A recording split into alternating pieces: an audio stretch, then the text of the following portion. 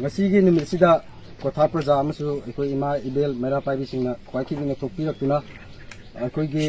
dharna kam amasu yaning deba appeal tawjani bagi wafam de asini manipur sida tangtu leitaba poroktaring hei chairak sida ikhang khangau da vida ekoi gi kotha da leijaramba kotha gi security na leijaramba ekoi BSF company ma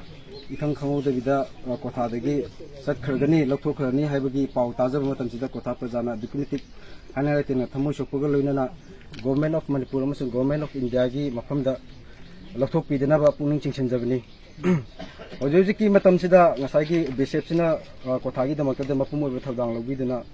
ekoi gi chathok chachin tawba amasu ekoi gi lau siubogi kyamur mayam se BSF sina maram oirega ekoi ji ngamjaduna hoji faudi yam asobu thodang lawraga kotha gi maipuna ngakpa post ama oibnina haidiba BSF company si kotha dagi lothokpidana ba hanna hanna kotha gi maike dagi lothokpusi pamde na media gi through da mayam da khanganjabani government of manipur gi maike da puning chingsinjabani loilina karigumba haiba BSF company si lothokpige hairagana ngasai gi asiga chamana bana tragasu ngasai asi kotha gi security piba ngamgadaba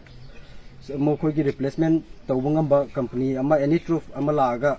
thambiraga sigi ahangma mention hawraga BSF thokpudadi kotha prajana athingbadi thamjade si asigumba security gi matang sida asigumba step paikhat pidana hairiba BSF company si khudakta pumang hangla thokpiba lathokpi gi gani habagi pau tajaba si laibak thimne laujai asigumba thabak ase sigumba BSF company amabu kotha dagi security lathokpi bagi ngasai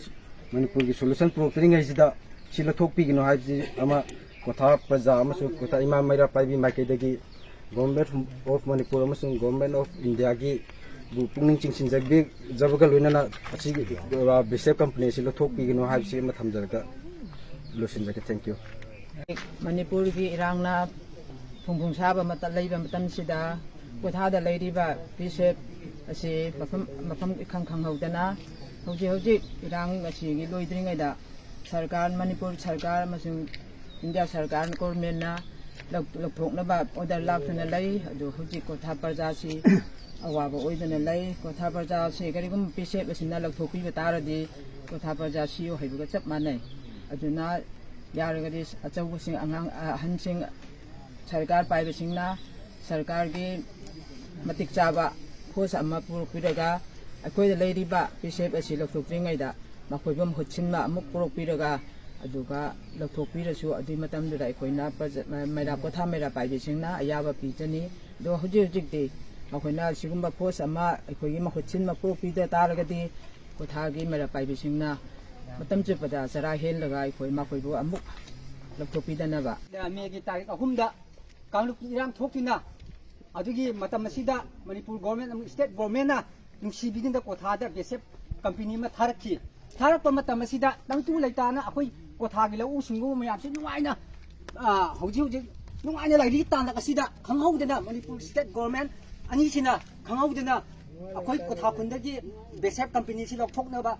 order ama thokduna leiraba tanda asina akoi kotha khuni praja amadi maira pai pumnamakna yaningdaba si akoi manipur sarkar amadi state government da yaningda phongmuksari loilena akoi khundagi BSF